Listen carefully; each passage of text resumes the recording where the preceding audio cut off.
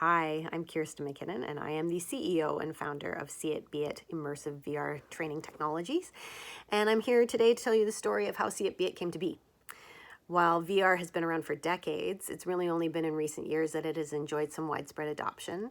And what sparked my imagination about VR is its capacity to spark our imaginations, to help us to visualize bigger and better versions of ourselves, and not only visualize, but actually embody and experience being our best selves.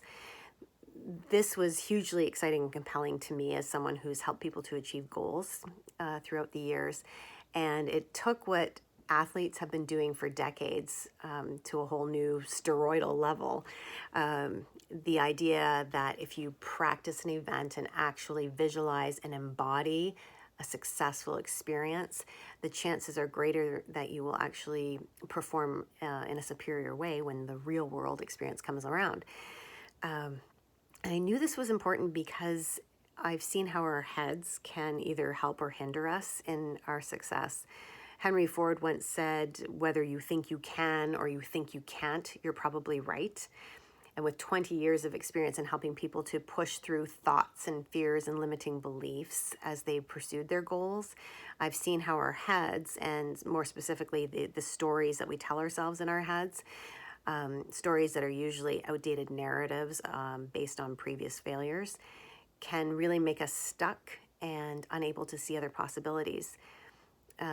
Trust me, I can tell you that I struggled through many old stories of myself as I battled to birth See It, Be It. Believe it or not, I even struggled to submit a school assignment on the concept, but that's a whole other story. Anyway, knowing that our brains seek to make sense of the world using story, I wondered how VR could be used to tell our brains a different story, to rewire our brains and our bodies so that we can experience and expect success. And I knew that this embodiment piece was important as well because I'd been using experiential learning for decades in various offices and classrooms. And I knew that VR would have unparalleled capacity to deliver that sort of transformative experience. So back to my point about how our heads get in the way. Some of the best brains I've had the privilege to work with in my professional development, coaching, and training are our healthcare professionals. The heads of our physicians and surgeons have served them very well as they pursued the rigors of med school and as they execute the intensely complex and demanding tasks of their day-to-day experience. But these same heads can actually interfere with their capacity to connect with patients in a meaningful way. And while it can make intuitive sense and practical sense for healthcare providers to remain somewhat detached from their patients' pain, we see evidence of a problem in this lack of connection where malpractice suits get filed more often if patients feel that their doctors don't care about them, don't listen to them, and something goes wrong during the course of treatment. So to solve this problem, we not only needed to stretch doctors beyond the comfort zone of the mindset that they have used to achieve success to date, and we also needed to provide training within a culture of competitiveness, a culture that rewards competition and tends to frown upon weakness and vulnerability.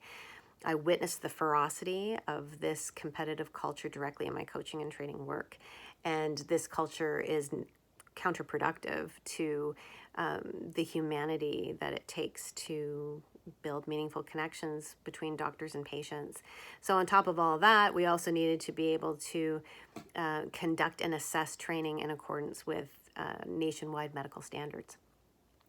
So a technology-based solution that could collect data and provide immersive VR experiences that made doctors feel like they were actually there practicing skills that are typically uncomfortable for them, with the support of coaches, both virtual and real, that had expertise both in the medical education field as well as in the coaching field in terms of being able to help learners to feel more comfortable with the discomfort of their own vulnerability as well as the vulnerability of their patients, And to do this all within the risk-free privacy of one's own home or office at a time that's most convenient for them, it just made perfect sense. Add in the COVID crisis of 2020, and a time when education demanded to be available in a fundamentally different way, so that doctors could actually practice without being with a real live patient because they couldn't be. Well, see it be it was not only a good idea, it was an essential training service. So there you have it, the story of See It Be It. It really revolutionized medical training and coaching. And if you really want to be a part of the revolution, we'd love to have you.